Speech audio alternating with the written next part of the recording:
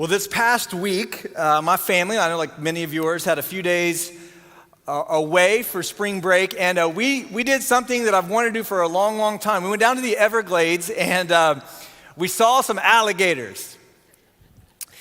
And I booked something I saw online. I was a little nervous, but I figured others have done it and survived, or they wouldn't be offering. I booked a kayak tour on the Everglades, which in some ways was the dumbest thing I've ever done, but it was pretty cool. And we set out at twilight. I got the one in the evening, so I wanted to try to see, as many gators and wildlife as we could. So we set out about 5 o'clock, and we're going there in the daylight. And man, we saw some cool gators, just a few during the day. One was at least 12 feet long. I mean, it was just huge, sitting on the bank. And it was pretty intimidating to be in this little kayak looking across at this thing. And it was cool. So we go through and go into the mangroves and all this stuff. If you've never done it, it's actually really, really cool. I recommend it. But coming back, it's dark.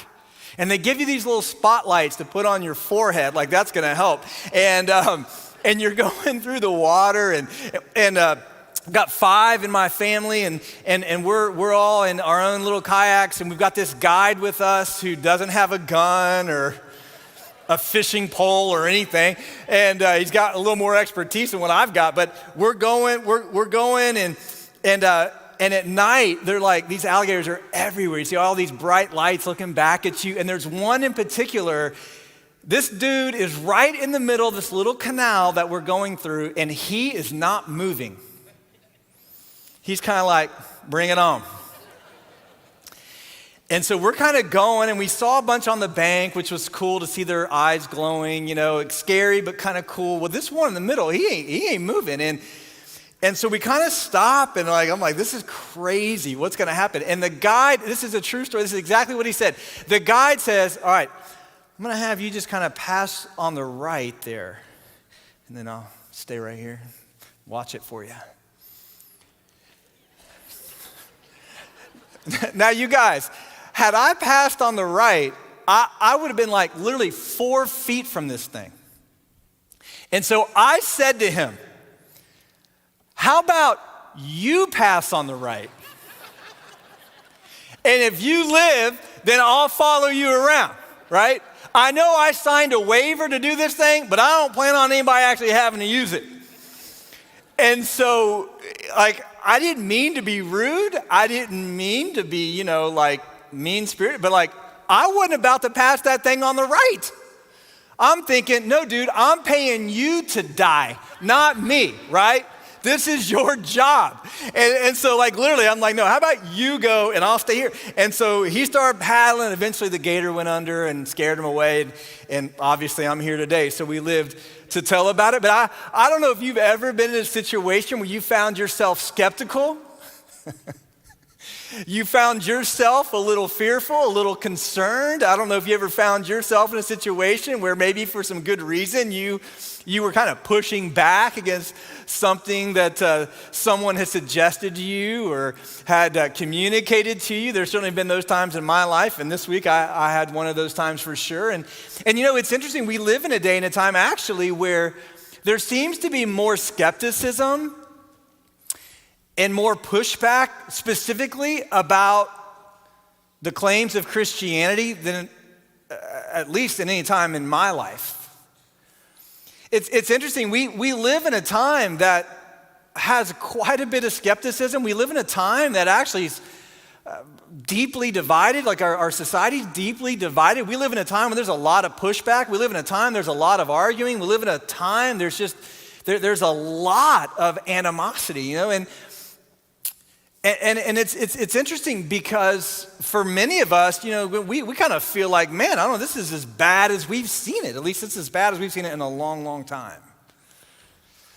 We live in a day where there are political divides. There's a lot of frustration, legitimate frustration. We live in a time where there are cultural divides. There are divides between different parts of our country, different peoples and different perspectives. We live in a day where there are ethnic divides. There's ongoing conflict with regard to different people groups and ethnicities. And there are certainly a lot of spiritual divides. We're seeing a growing resistance to the claims of Christianity and to a biblical worldview. More skepticism, more pushback, more concern, more animosity. I find it especially interesting that those who are supposed to be the most tolerant among us seem to be the most intolerant. It's like we're a tolerant people if you agree with us. But if you don't agree, the tolerance seems to run a little thin. And so we're in a season where there's a lot of skepticism, there's a lot of pushback, there's a lot of division, there's a lot of negativity. But I actually want to encourage us today by the reality that there have been other Christ followers throughout the past 2,000 years in this movement known as Christianity who've experienced similar pushback, similar skepticism, and were able to make some bold moves to advance the ministry of Jesus. It can be frustrating and discouraging to live and to minister where we live and where we're trying to bring honor to Jesus. But we're not the only ones who have found ourselves in a situation where there's increasing skepticism and division. Let me take you back to actually one of the most strategic cities in the entire world, really in the history of the world, the city of Athens. In the first century, Athens was one of the most influential cities in the entire world. It was the epicenter of philosophical and cultural learning. It was like all of our Ivy League schools rolled up into one, and then you throw in Cambridge and Oxford just for good measure. Okay, like Athens was the place, it was the center of learning, of philosophical development. It was a place that was incredibly strategic and it was also a place with deep cultural divides. In other words, it wasn't that dissimilar from the country and the society in which we live. You see, if you go back to Athens in the first century, you have deep divisions. Guess what? You have political divisions. You have philosophical groups that strongly opposed each other. You had cultural divisions. Women, for example, had almost no rights, and their testimonies were not even admissible in court. You had ethnic divides. You have Jews living in Athens, and of course Greeks, and you have various people groups there, and not all of them were viewed and treated the same. And then you have great spiritual divide in Athens. Human reason was elevated there above informed faith, and the Greeks were a deeply religious people, so much so that they pretty much had a god for everything. So the kinds of divisions that we see in our society, the kind of skepticism that we see in our society, the kind of challenges that we see in our society, guess what? Athens had a lot of the same type of challenges, divides, and skepticism. And then one day, this guy named Paul rolls into Athens. And I want to show you today how he makes a pretty bold move. Paul was unique because he was a Jew, but he also possessed Roman citizenship. He was unique because he was highly educated and able to converse with a wide range of people. He could converse with an Epicurean philosopher, and he could converse with a Jew in the Jewish synagogue. Paul was very, very capable of dialoguing substantively with anyone and everyone. And we have a snapshot of his time in Athens in the book of Acts, the 17th chapter. And if you have a copy of God's Word, I'd love for you to turn there with me. Acts 17, you'll find it there early on in the New Testament. And from his time in Athens, we glean some valuable insights about how to make some bold moves in a skeptical society. We learn from Paul, I believe, how to take some steps forward in our efforts to make some bold moves in a culture that's very divided and very challenging. In other words, let me say it this way. Here's what we're going to discover in Acts 17 today. We learn how to make the unknown God known. Because if you're paying attention, you understand this isn't your mom and dad's America. This isn't your grandmother and grandfather's America. There's not just an implicit understanding about God and his work of salvation in Jesus. I think many of us would be amazed to learn about the number of people in our nation who literally have never heard clearly about the life-changing, life-giving work of Jesus Christ. We don't live in a day and an age where there is a built-in cultural Christianity like some of you grew up with. We're not in that day and time anymore. Our culture is looking more and more like the Athenian culture with every single passing year. And we learn from this guy named Paul how we can make an unknown God known to people in a skeptical and even divisive society. Because when Paul arrived in Athens, he engaged that city in a way that's very instructive for us. And so I want to share with you actually 4 things we learned about how to engage a skeptical and divisive society in our effort to make some bold moves and make the unknown God known to those around us. Let's pick it up here in Acts 17 and verses 16 and 17. Notice what happens when Paul arrives in this incredible city. All right, here's what happens. While Paul was waiting for his other disciples, his friends there in Athens, he was deeply troubled or provoked by all of the idols that he saw everywhere in the city. And he went to the synagogue to reason with the Jews and the God-fearing Gentiles, and then he also spoke daily in the public square to all who happened to be there. Now, the first thing we learn about engaging a skeptical society is that we must be provoked in our spirits. Say, what does it take for me to make a difference for King Jesus in our nation?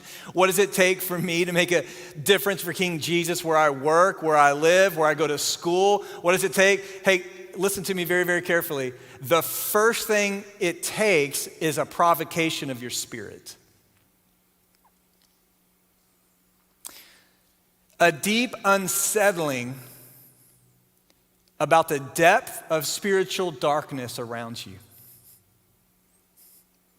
In other words, you have to care. When Paul went to Athens, he was there connecting with some other followers of Jesus and some other leaders. But while he's strolling around this city and he's waiting for these friends, he becomes incredibly disturbed about the spiritual lostness that's there. I mean, don't get me wrong. Lostness is everywhere and idolatry is everywhere, but when Paul rolled into Athens, he saw a city that was both intellectual but also idolatrous. Incredibly intellectual, incredibly idolatrous. Intellectual in that you have some incredible learning coming out of this great city, right? I mean, there in Athens, you have Pythagoras, who is establishing principles of mathematics that I was once taught and have now forgotten. Socrates taught Plato, who taught Aristotle and developed the foundation of philosophy and logic. It was an intellectual city, but it was an idolatrous city. It's fascinating that people who were so intelligent had so many idols. It's been said of Athens that it was easier to meet a god there than a man. And so as Paul's strolling around the city, he's seeing one right after the other, these statues, these idols to all of these gods. They had a god for everything. Let me say it this way, their temples were full, but their lives were empty. And that's the condition of so many in our society. People's lives are full of activity, full of other people, full of blessings, full of provision, but yet so many people, they are empty. And we have the cure for the greatest need in the world. And to get that cure to people, this is going to sound so simple, but it's so true. We have to feel the same burden that Paul felt. The burden for lostness in our society, listen to me, it has to surpass our anger and our frustration with it. The reason that we get frustrated, the reason we get discouraged, the reason we get exasperated is because we live among a people that don't know the glory of King Jesus. And thus the way they conduct their lives and the way they write policies and the way they carry out their actions are often wicked and corrupt and frustrating and discouraging and exasperating. But hear me, it was no different in Athens. And when Paul got there, I just want you to see his deepest level of burden was with the overwhelming lostness there. And my hope is that we will be a people who capture that burden, that what people need more than anything else is a relationship with Jesus, and they're missing the boat on it. Their lives are full of like earthly, temporal things, but really their hearts are empty. Their eternity's empty, lost, hopeless. No wonder they're living the way that they're living. No wonder they're embracing what they're embracing. They're doing everything they can. So how people live. They're embracing everything they can to try to fill the void that only Jesus can fill. That was true in Athens. It's true in our day. And so listen, there can be no evangelization without provocation. It's like Jesus coming into Jerusalem and weeping over this city, seeing their desperate need. What does it look like to take bold moves in a skeptical and even challenging society? Well, we have to first be provoked in our spirit, because here's the thing. There are so many people around us that don't realize the danger that they're in. They don't realize it. I read a book several years ago now called Unsinkable. It was actually a biography of the Titanic. Y'all have heard about the Titanic? Some of you were like, oh yeah, the one with Leonardo DiCaprio. And no, he wasn't on the original Titanic, okay? I tell you, it's one of my favorite biographies, because the author of the book, in all of his research, you know what he found that I just couldn't get over? He found, the guy's name is Daniel Butler, the author, that there were large numbers of people on the Titanic after the iceberg was struck who were uninterested in the fatal damage to the ship. It was said before Titanic set sail that not even God could sink that ship. And many people believe that. And so as calls were made for people to head to lifeboats and to get off of the ship, literally, here's what Daniel Butler writes, quote, most of the passengers and a good number of the crew still believed that the Titanic was safe and that everyone would be rescued in a few hours. 4 men sitting inside the first-class smoking room calmly played bridge. They seemed determined not to let the noise and confusion of the boat deck interfere with their game. Another man, Monsieur Louis Gotti, was a portrait of nonchalance, watching the bustle about the boat deck. Farther forward in the gymnasium, 2 couples, Mr. and Mrs. Smith and Mr. and Mrs. Harper, relaxed on a quartet of deck chairs and chatted amicably, while all around them people are getting on the lifeboats. You say, were people made aware of a life-saving opportunity that they just absolutely neglected and dismissed? Yes, a number of people died on the Titanic, not because they had to, but because they didn't think they were really in dire danger. And there are thousands, millions of people around us every single day who, guess what? They don't see the reality of the danger they're in. They don't see their lostness. They don't see their need for Jesus. And have some of them been told? Have some of them been informed? Have some of them come to hear about the life-giving power of Jesus? Yes, they just don't see their need for him. And it's this level of lostness that should burden us, that should motivate us, that should lead us forward to take some bold moves, because listen, there is no other hope for our world. There is an eternity. There is a heaven and a hell. There is a finality to the future. And the provocation that Paul felt is a provocation that we should feel as we look across our nation and we see masses upon masses of humanity who don't know Jesus and they don't currently see their need for him. That should provoke our spirits. Secondly, check this out, to make the unknown God known and to make a difference in this skeptical society, I believe we also need to be perceptive about our audience. Perceptive about our audience. Notice here, we saw this in verse 17. Paul is going to both Jews in the synagogue and to the philosophers in the marketplace. Man, this is so cool. Paul was able to converse with a wide range of people from different backgrounds and different educational realities. I mean, it was pretty cool how he was able to do that. Paul was like the ultimate, switch hitter. Or maybe he was a switch pitcher. You know, he was throwing gospel fastballs wherever he went. It reminds me of a guy I learned about who pitched in the major leagues for several years. His name is Pat Van Dyke. I don't know if you know Pat Van Dyke. He can throw with both his right hand and his left. Incredible. He literally is ambidextrous. One reporter got excited and referred to him as amphibious. I don't think that's what he is.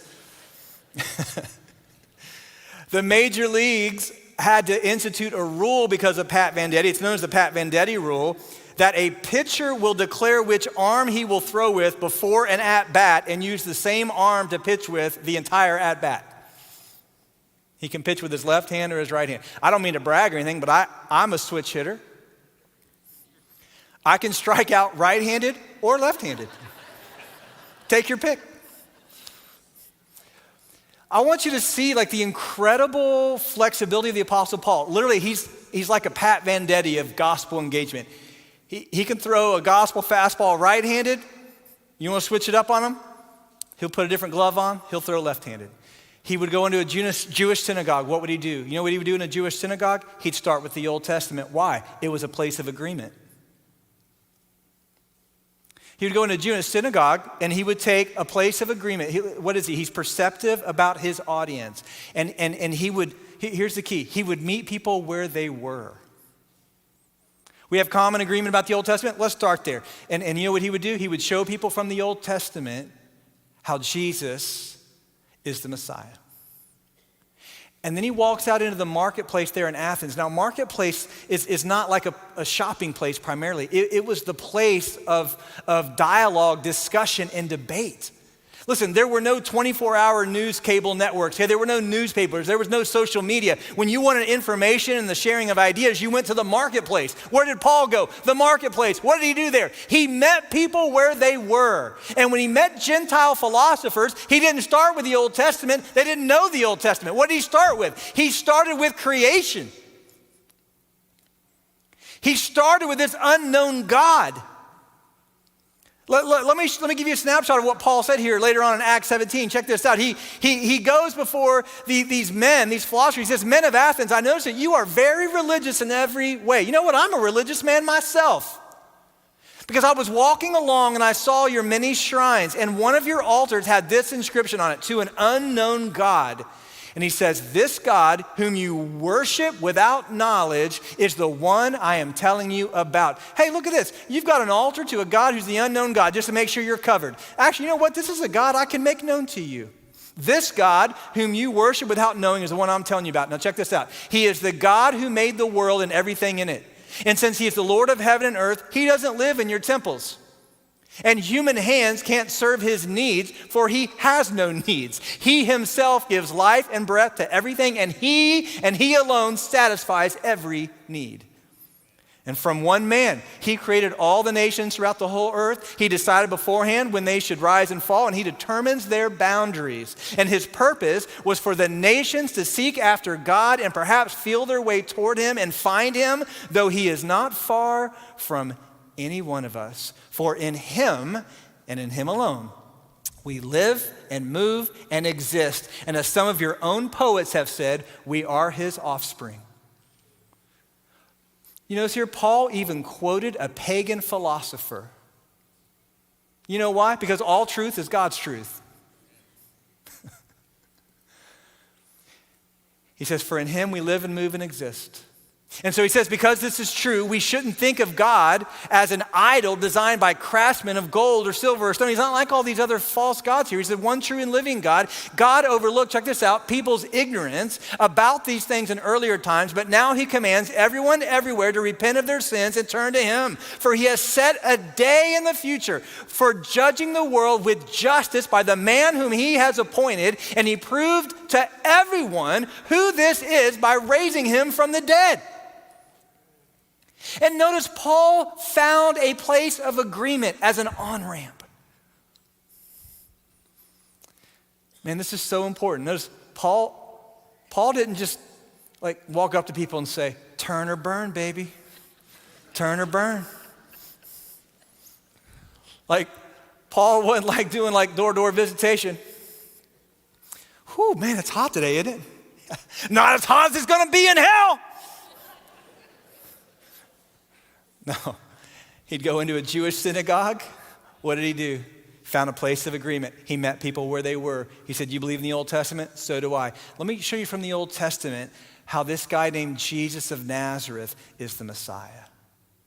You believe in all these gods? Oh, check this out. You believe in a God that you say is an unknown God. I happen to know that God personally. Let me make him known to you. This is the God who created the world.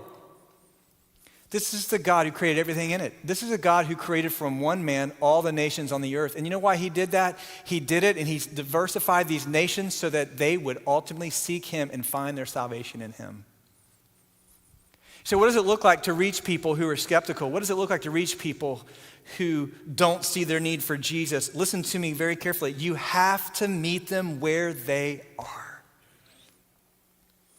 And through meaningful conversation that often takes weeks, if not months, you by the grace of God, seek to move them from where they are to where they need to be. And over time, listen, we understand that God will work as his word is shared and as our testimonies are communicated. So what did Paul do? Well, first of all, he was provoked.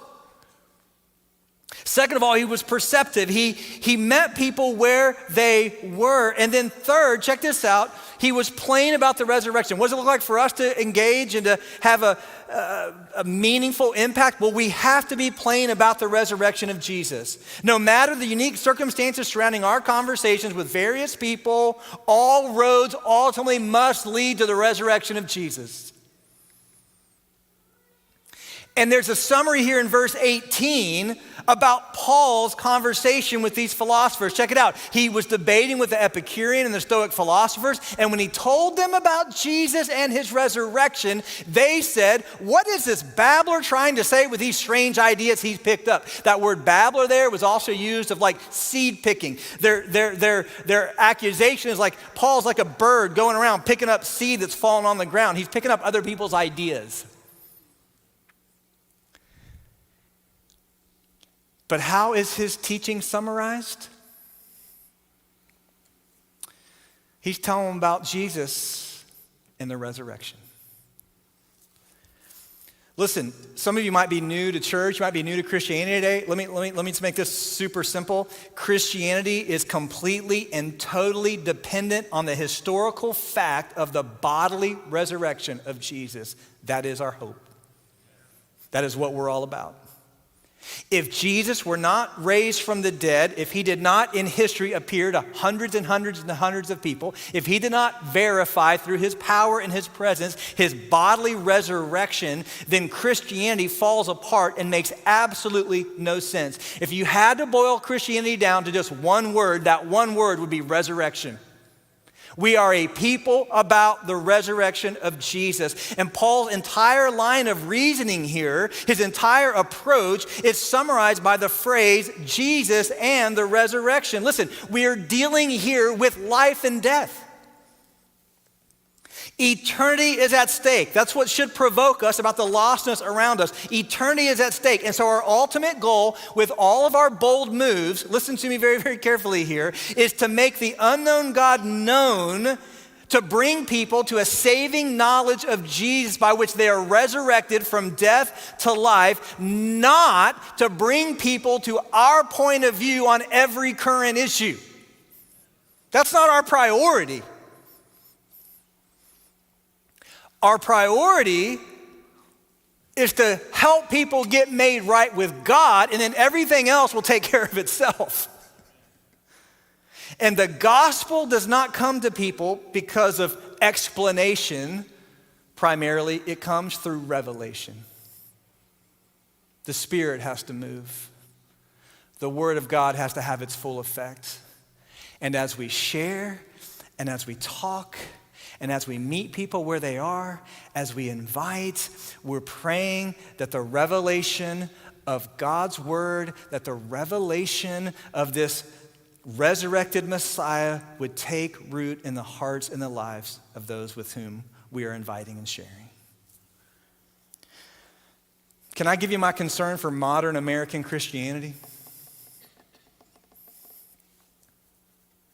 My concern is that many are elevating relevance to the point that they are excluding resurrection.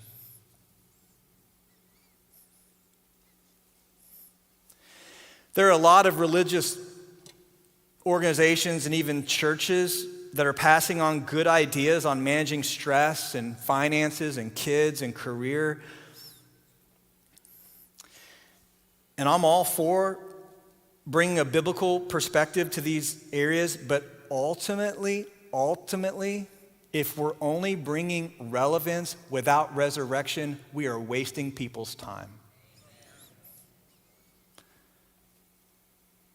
Because this is not a self-help club. This is not a come every week and feel good about yourself club. This is a resurrection club.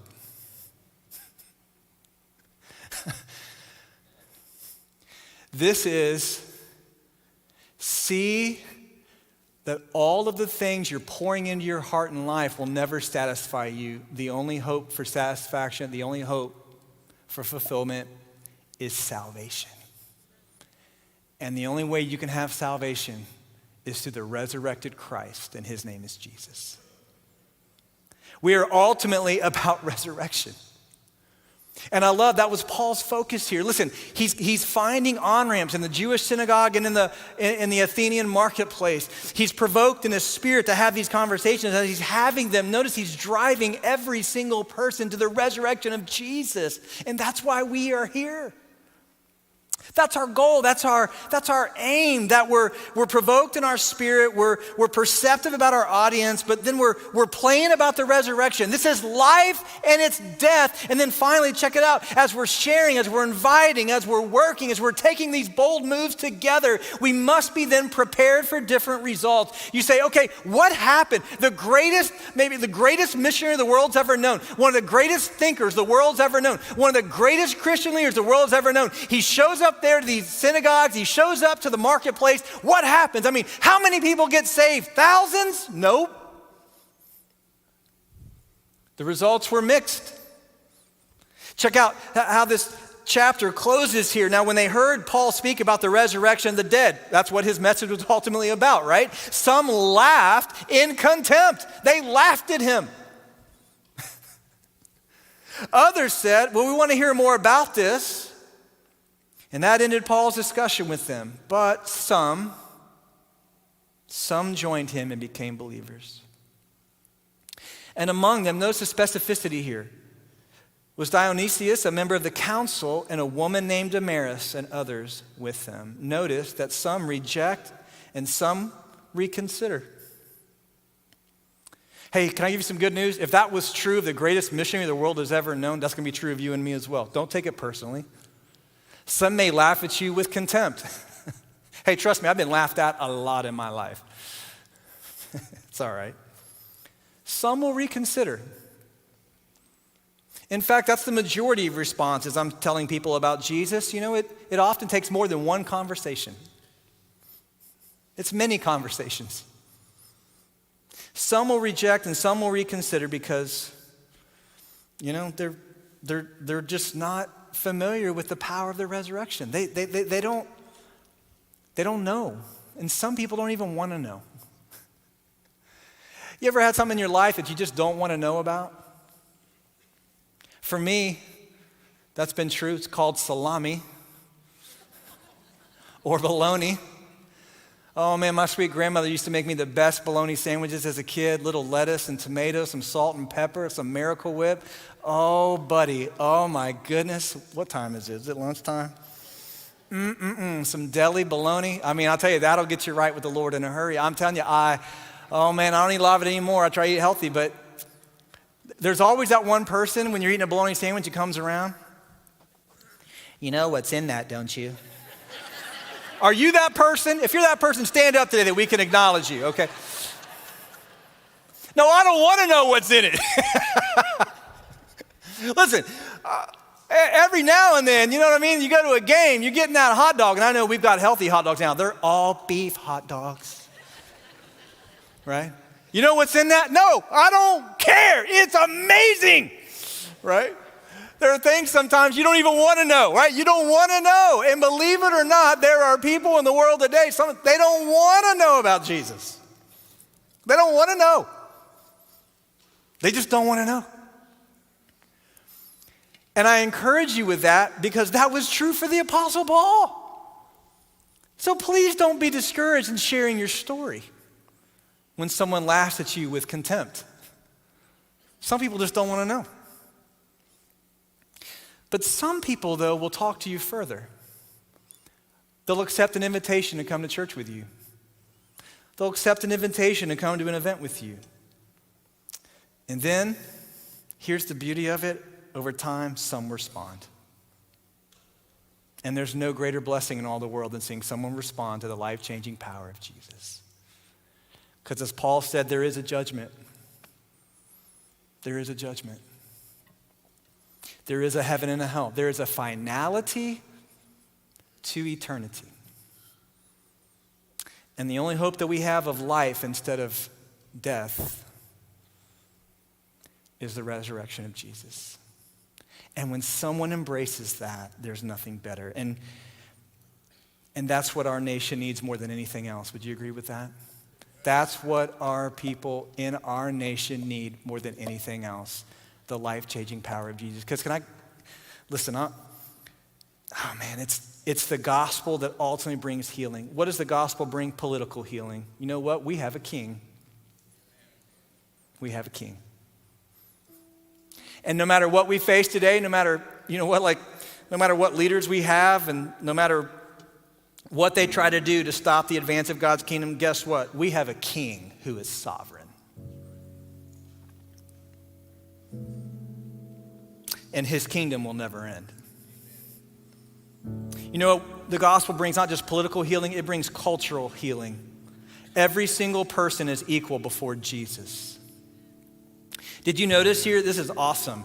Both Dionysius, a male member of the council, and Damaris, a woman in the city, are brought to salvation in Jesus, and they are both welcomed equally. You didn't have that anywhere else in Athens. You have it in the gospel. The gospel brings political healing. It brings cultural healing. It brings ethnic healing. Guess what? Jews, Gentiles, Samaritans, Greeks, they're all one in Jesus. And it brings spiritual healing. Jesus is the only one who can meet our deepest need. And so, Bell Shoals, our bold moves initiatives, our missionary endeavors, our support of our missionary families, our church planning efforts, our Easter weekend, everything we're doing here, we're striving to take some bold moves to communicate with provocation the deepest need that people have, and it's cure in the person of Jesus.